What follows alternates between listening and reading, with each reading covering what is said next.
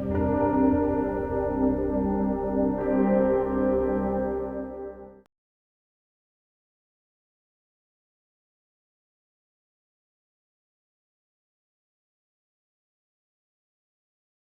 was from Oklahoma, and a photographer was either somebody who worked for the newspaper or it was some pervert that took pictures of pinup girls, or worse.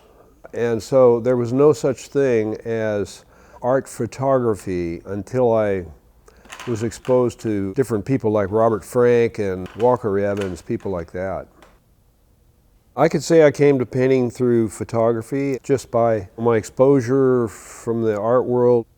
I can't even say that I used photography. I mean, I did take pictures, but if I did use it, it was in relation to something that was a step further, which was painting. I never was successful at integrating photography into a painting. It was just sort of a vocabulary that offered itself new ways of seeing that was like a jumping off point to making paintings. I guess the way a photo is printed on a page had some impact to me, and I could see that it was much better for my statement to go with a photograph than it would be for a sketch or something else. And so I ruled out making any sort of hand gestural movements which would create an artistic platform for my statement. And I didn't like that. I wanted something that was more neutral. I wanted to make a book. The book was the most important thing. And then the camera and the photographs followed that idea of the book, and it'll have words in it and it'll have pictures in it, and instead of having watercolors, I want photographs to make these pages up. But I didn't know in lots of ways what I was doing. You know, it's not like, well, you create a painting or you create a drawing, but in this case I'm creating something else. You know, it was neither fish nor fowl for me. And then after I made the one book, I felt like, well, I have to add to that dialogue. I've got other things to say in this book form, and that's where it started. A lot of it was the fact that I lived in this city that I felt had offered me all kinds of little sparkly things that I was not used to in my early days of life. And so LA to me was an accelerated culture out here, and fast cars, etc., palm trees. So I found things here that I felt like I had to make official statements about. I was really curious about homemade things and the fact that people would take a brownie camera and take family pictures, and obscure things always interested me when you know, a camera would be turned on a subject that was uninteresting or not considered official or important. And I always called them snapshots. The world of snapshots interested me, and so I went from there to taking snapshots of gasoline stations and apartment houses. The gas station photos were taken in 1961, 2, 3, and today those buildings are like 60, 70 years old, and they begin to have a flavor of times past. I'm like acutely aware of passage of time, and photography is not innocent of that phenomenon. It always shows the era of time. I mean, photography went through a period there in the 50s and 60s when new kind of color came into be, and you can look at those old snapshots from that era and tell pretty much exactly when those pictures were taken. I think the gas station itself, I mean, if you reduce it to what its real form is and its function, you find out that you have a little structure, sort of a box, and on that box you put a canopy goes out, and usually that canopy will take on some form of a exaggerated architectural gesture. And so studying these photographs, I began to maybe pick up on the zoom effect of a big canopy that comes off. And then I began really appreciating this one particular gas station, which was in Amarillo, Texas. I think the place still exists, but maybe it's a secondhand store now or something. And then from there I started making sketches of it, and it eventually evolved into a painting.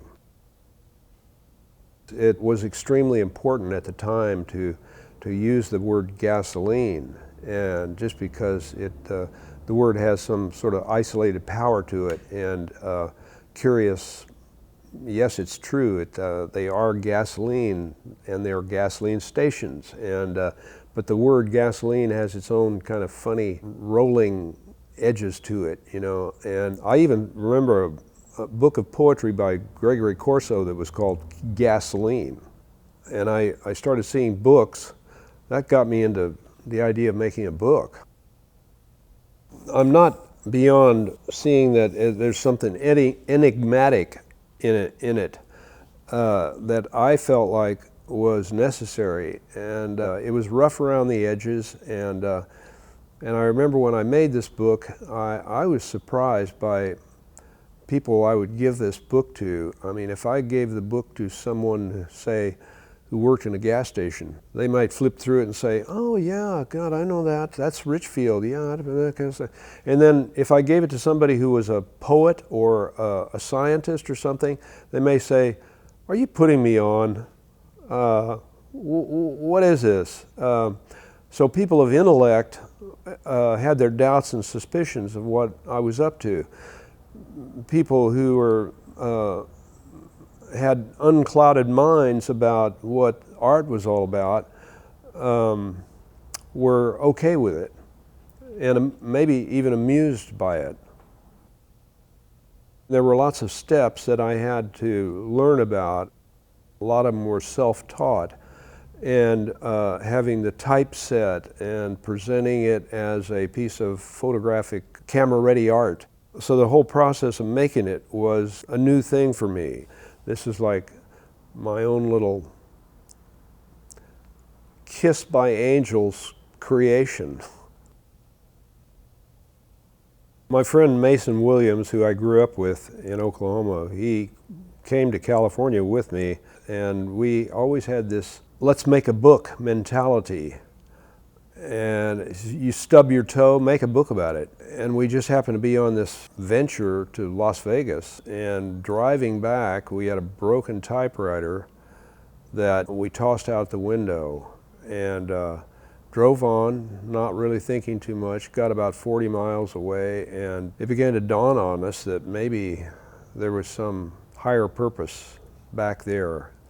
Let's go back and see what this higher purpose is all about. And so the three of us reversed and went back, and then kind of, you know, we saw this minefield of objects out there that had exploded on the side of the highway, and began to see some possibility that this had something to say. We treated the whole site area like a crime scene, and we gathered every one of these little pieces of metal and twisted this and that and snapped broken pieces of glass, and we gave it to somebody who had a typewriter shop here in LA, and he identified every one of those objects for us, and we used those titles for each one of those things as though they're like some significant planets out there in the galaxy, and we had to name them, and they were correct names.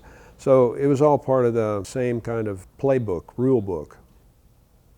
You know, I drift in and out of delusions of, well, am I interested in this or am I interested in that? And somehow the idea of fires integrated itself into my work in different ways and different forms. Like paintings, I would sometimes do fire, and And the idea of a lit cigarette or, a torch or something like that, it worked into this book of various small fires.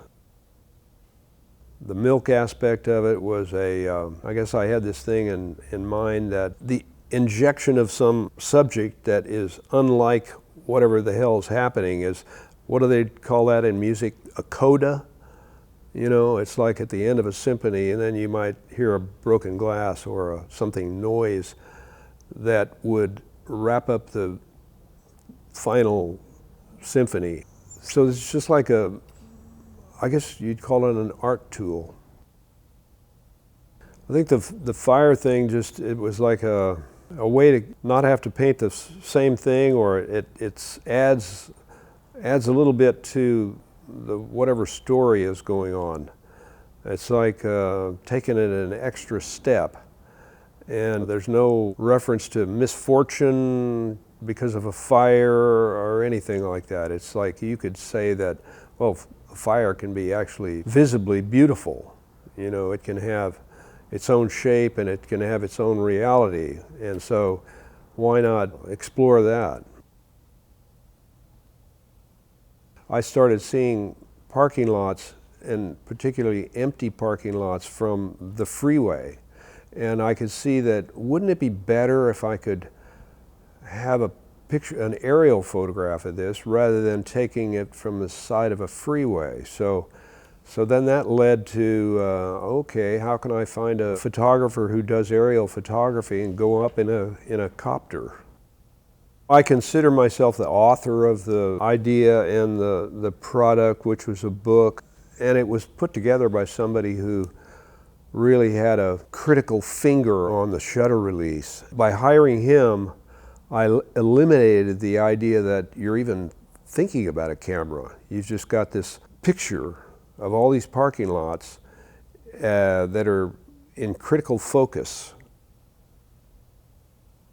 Well, the Sunset Strip was, you could call it mythical, you could call it popular, you could call it well-known. I used to hang out on the Sunset Strip just for the fun of it and for the energy of it. I just thought this is an obvious study to pick Sunset Boulevard, and I photographed the entire 27 miles of it times 2 across the street. And then the Sunset Strip part of it, which was like 2.5 miles, became this excuse for me to make this accordion fold book. And the idea of, recording the facts of a street and the way it looks and all that was critical at that time, but it didn't necessarily have to have any agenda to it. I like the idea that I could move in a truck and have a camera take pictures in a horizontal manner down the street, and have my principal focus be something that was very much like a facade that you traveled along and photographed. And then printing it on this paper before the book was folded, I could see that, God, it is very facade-like. It's in this form, it's even a piece of paper. And there's not much behind it either. So I began to look at buildings as though they were just there to interest us, and that maybe there was nothing really behind it at all except some supports and braces that hold up this facade. When I took the pictures, I was aware that certainly time changes, and when it does, it leaves behind all kinds of debris. It also brings forward things. It brings forward the interest in the history of it, and so it was kind of double-edged. The Chinese scrolls, I mean, they were doing that in the 10th century, I think, and so they had artists then that were viewing the world like that, and very much like I was maybe seeing the Sunset Strip in my time of life. There are elements that you have, your sights are on it, and you have to somehow take these elements and piddle with them, in different ways, and that's really that's just elemental, you know, for an artist to do that. So I still remain puzzled over the whole galaxy.